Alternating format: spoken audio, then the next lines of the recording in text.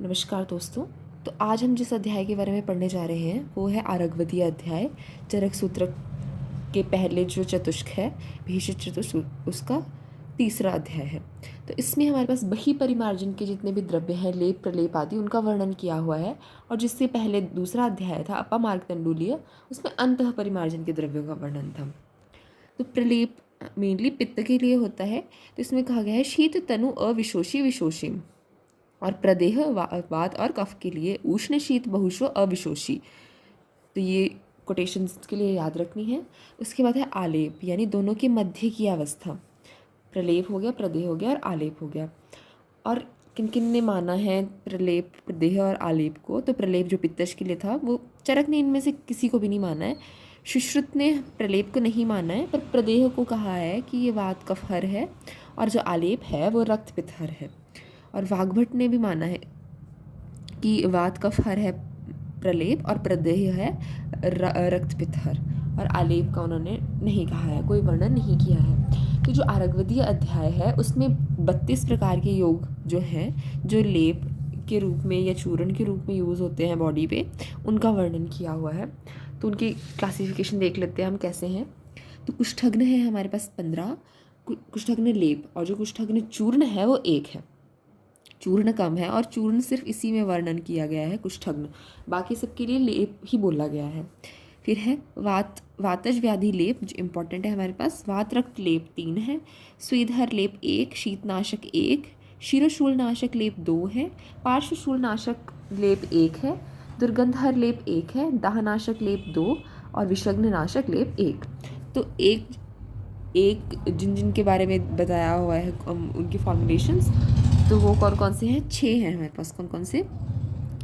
कुष्ठग्न, स्वेदहर, शीतनाशक, पार्श्वशूल नाशक, दुर्गंधहर और विषग्ननाशक। तो ये 6 हो गए, और इनके एक एक ही योग हैं इन 6 जो क्लासिफिकेशन है उनके। और जो शिरोशूलनाशक और दाहनाशक है, सिर में शूल हो रहा है और दाह, तो उनके लिए 2 योग हैं हमारे पास। और जो वात रक्त के लिए 3 योग हैं, और जो वातज व्याधि है उसके लिए 4 योग हैं। तो इसमें कंफ्यूज हो सकते हैं। तो वात रक्त के लिए 3 और वातज व्याधि के लिए 4। अब हम आगे देखते हैं कि सेम जो टर्म्स दी हुई हैं वो किस किस के लिए दी हुई हैं। तो विषग्न लेप में शिरीष सिंधुवार बोला हुआ है, और स्वेदहर लेप में शिरीष लामज्जक बोला हुआ है। तो शिरीष दोनों में यूज़ किया हुआ है, विष में भी और स्वेद में भी। तो सिंधुवार विषग्न के लिए बोला, जो निर्गुंडी होती है हमारे पास मेनली, और लामज्जक स्वेदहर के लिए बोला हुआ है। ऐसे याद रख सकते हैं कि किसी को ज़्यादा स्वेटिंग होती है तो उसको शर्म आती है, लज्जा आती है, तो लम्बाजे किसमें हो गया, और विषग्न सिंधुवार। वॉर है एक विष से लड़ने की, तो सिंधुवार उससे याद रख सकते हैं हम, और शिरीष दोनों में कॉमन हो गया। अब हम आगे देखते हैं कि जो वातज व्याधि के जो लेप हैं जो हमने इंपॉर्टेंट मार्क किए थे, उनमें कौन कौन से आते हैं। तो इसमें आते हैं हमारे पास पहले कुष्ठादि लेप आते हैं, अनुपशु पक्षियों से रिलेटेड दशमूल और कोल आदि लेप। तो वातज विकार में काले 10 अनु पक्षियों की काली सौंफ में बनाओ। तो इसके लिए निमोनिक जैसा है कि जो वातज विकार में जो काले 10 अनु पक्षियों को काली सौंफ में बनाओ। तो जो सौंफ है हमारे पास वो कुष्ठ वाले में है मेनली, तो वहाँ से अनूप 10 अनूप, तो 10 क्या हो गया, दशमूल हो गया हमारे पास। और अनु पशु पक्षियों के बारे में बोला गया है, और काली सौंफ यहाँ पे कोल आदि लेप बोला गया है। काली, कोल आदि और सौंफ इसमें है ही कुष्ठ वाले में। तो उसके बाद हमारे पास जो काला था वो इस वाले कोल के लिए है, 10 दशमूल, अनूप इसके लिए, और काली सौंफ कुष्ठ वगैरह और जिसने भी सौंफ वचा यव है उसमें। अब आगे देखते हैं कि जो वात रक्त के 3 योग, वात जो व्याधि थी वातज व्याधि की लेप उसमें 4 थे, पर जो वात रक्त है उसके 3 योग हैं। तो पहला कौन सा है हमारे पास, रासनादि लेप है, दूसरा गोधूमादि लेप है, और तीसरा है मधुक और मधुक वाला। ये 3 हम मेनली ऐसे याद रख सकते हैं कि जैसे रासना गुड़ूची के बल पर गाँव की छोरी मधु को वात रक्त से छुटकारा दिलाओ। रासना, तो रासना आदि, तो उसी में हमारे पास गुड़ूची और बला भी आते हैं। बला में दोनों, बला और अतिबला, तो इससे एक याद हो गया, रासना गुड़ूची के बल पर, बल दोनों, बला और अतिबला दोनों। गाँव की छोरी, गोधूमादि लेप, गाँव की छोरी से आ गया गोधूमादि लेप, और मधु को वात रक्त। तो मधुक यहाँ पे, मधुक और मधुक दोनों हैं हमारे पास यहाँ पे। मधुक यष्टि मधु के लिए होता है, और ये महुआ वाला मधु, जब बड़े ऊ की मात्रा है तो महुआ वाला, उससे छुटकारा दिलाओ। तो ये हमारे पास व्रात रक्त के 3 योग हो गए।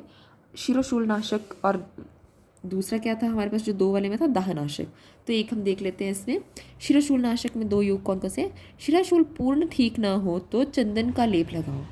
तो पूर्ण रूप, पूर्ण, तो इससे हमने लिया पौंडरिक आदि लेप, लोटस वगैरह की जो वेराइटीज़ होती है उसमें पूर्ण ठीक ना हो तो पौंडरिक शिरोशूल के लिए, और चंदन आदि लेप, चंदन का लेप लगाओ। अगर पूरी तरह से ठीक नहीं हो रहा तो चंदन का लेप लगा दो। पूर्ण ठीक मतलब पौंडरिक, और आगे चंदन आदि। और जो पार्श्वशूल नाशक था उसमें और भी 5 थे जिनमें एक ही फॉर्मुलेशन है, पर इसमें देख लेते हैं।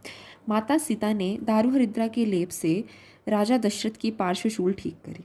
तो माता सीता ने क्या किया? दारू हरिद्रा का लेप लगाया और उससे जो हमारे राजा दशरथ थे उनके पार्श्वशूल को ठीक किया। तो पार्श्वशूल में क्या हो गया? एक तो सीता हो गया, नलद, और इसमें दारू हरिद्रा से हम तीनों लेंगे, हरिद्रा, दारू हरिद्रा, देवदारू। ये भी सॉरी को दिख नहीं रहा होगा।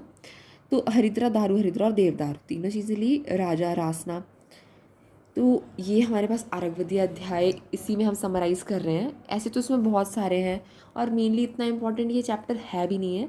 जो इसके पॉइंट्स थे कवर करने वाले, जैसे ये मेनली पूछ लिया जाता है कि प्रलेप, प्रदेह और आलेप में, या फिर किस किस में कितने कितने योग बताए हुए हैं, तो ये ज़्यादा इंपॉर्टेंट है। बाकी अगर आप एक बार खुद से रीड करेंगे चैप्टर तो ज़्यादा इस पर स्ट्रेस देने की ज़रूरत नहीं है, उतने से ही काम चल पड़ेगा। तो आज की वीडियो के लिए इतना ही, और जो इसके नोट्स होंगे वो डिस्क्रिप्शन बॉक्स में दे दिए जाएंगे। आज के लिए इतना ही, धन्यवाद।